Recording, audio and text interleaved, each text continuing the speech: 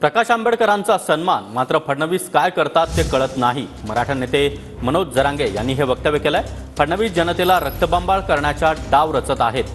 फडणवीसांनी डाव टाकला पण मी डाव मोडणार, अशा शब्दांमध्ये मनोज जरांगे यांनी फडणवीसांना इशारा दिलाय.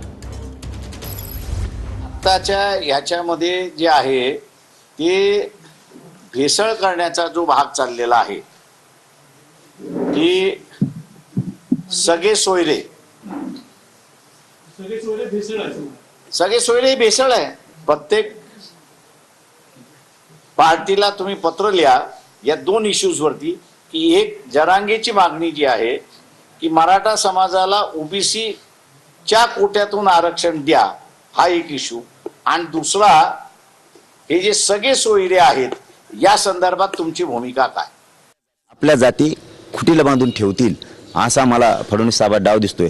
आणि आता त्यांचा पुन्हा डाव दिसतोय की रक्तबंबाळ जनता करायची राज्यातली आणि स्वतः खुर्ची हस्तगत करायची. पण फडणवीस साहेब याला मनोज जरांगे म्हणतात, जनता रक्तबंबाळ होऊ देणार नाही, एकमेकाच्या अंगावर येऊन देणार नाही. तुम्ही डाव टाकलाय हे खरंय, तुमचा डाव मी मोडणार.